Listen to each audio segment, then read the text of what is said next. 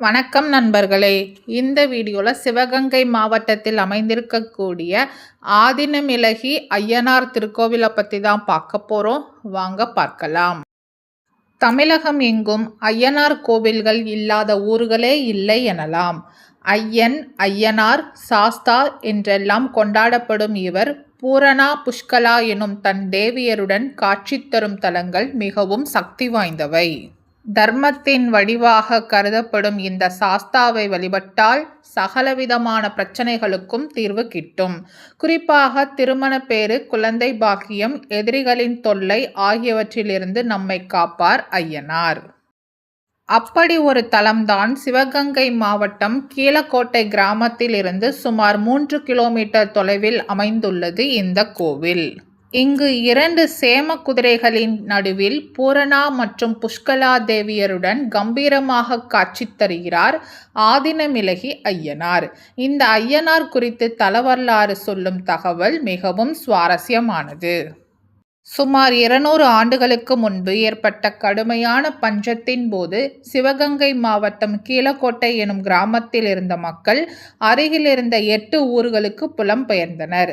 அப்போது அப்பகுதியின் பஞ்சத்தை பார்வையிட வந்த சிவகங்கை மன்னர் கீழக்கோட்டை பகுதியில் குடிசை அமைத்து கண்ணாங்குடி என்னும் விவசாய கண்மாயை ஏற்படுத்தியதோடு அதற்கு காவலாகவும் ஊர் செழிக்கவும் புலம்பெயர்ந்த மக்களின் குலதெய்வமான ஆதினமிலகி ஐயனார் கோவிலை கட்டியதாக தலவரலாறு சொல்கிறது. இந்த கோவிலின் அருகிலேயே சிவகங்கை மன்னரின் குலதெய்வமான பொக்கிஷக்கோட்டை காளியின் கோவிலும் அமைந்திருக்கிறது. ஐயனாரை நம்பினால் கைவிடுவாரா? ஊர் மீண்டும் செழித்தது. என்றைக்கு மன்னர் இந்த கோவிலை கட்டினாரோ அதன் பிறகு அங்கே பஞ்சமே ஏற்பட்டதில்லை என்கிறார்கள் ஊர் மக்கள். அதனால்தான் இந்த ஐயனாரை வழிபட்டு சென்றால் வாழ்வில் உணவு பஞ்சமே ஏற்படாது என்கிறார்கள். விவசாயத்திற்கு மட்டுமே பயன்படுத்தி வரும் கண்ணாங்குடி கால்வாயில் மீன்களை பிடிப்பதற்கும் ஒரு வழிபாட்டு முறையை கடைபிடிக்கிறார்கள். ஆண்டுதோறும் கண்ணாங்குடி கால்வாயில் சித்திரை மாதம் நீர் வற்றும் காலத்தில் 7 மண் பானைகளில் மீன்களை பிடித்து ஐயனார் கோவில் அருகில் உள்ள சேங்கை என்னும் குளத்தில் விட்டுவிட்டு அதன் பிறகே கண்மாயில் மீன் பிடிக்கிறார்கள். இதனால் ஊரில் தண்ணீர் பஞ்சம் வராது என்பது மக்களின் நம்பிக்கை. மகா சிவராத்திரி நாளில் சுவாமி வீதியுலா நடைபெறுகிறது.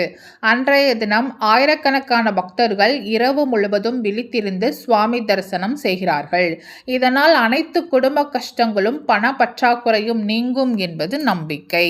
இந்த ஆலயத்தின் கம்பீரமான ராஜகோபுரம் நம்மை வரவேற்கும். அதை வணங்கி ஆலயத்தின் உள்ளே நுழைந்தால் பூரணா புஷ்கலா தேவிய சமேதராக ஆதினமிலகி ஐயனாரை தரிசனம் செய்யலாம். கிழக்கு நோக்கி கோவில் கொண்டிருக்கும் ஐயனின் தோற்றமே நம்மை பரவசப்படுத்தும், கவலைகளை மறக்கச் செய்யும். ஒருமுறை தரிசித்து விட்டால் மீண்டும் மீண்டும் வந்து தரிசனம் செய்ய வேண்டும் என்கிற ஆவல் பிறக்கும். அப்படி ஒரு சாநித்தியம் அந்த சன்னிதானத்துக்கு உண்டு. இந்த ஆலயத்தில் அகோர வீரபத்ரர், பைரவர், சின்ன கருப்பர் மற்றும் பெரிய கருப்பர், நீலியம்மன், சப்தகன்னியர் ஆகியோர்களுக்கும் தனிச்சந்நிதி உண்டு. வாய்ப்பிருக்கும் அன்பர்கள் ஒருமுறை ஆதினமிலகி ஐயனாரை தரிசனம் செய்து வாருங்கள். உங்கள் வாழ்க்கையில் உள்ள கஷ்டங்கள் அனைத்தும் தீர்ந்துவிடும்.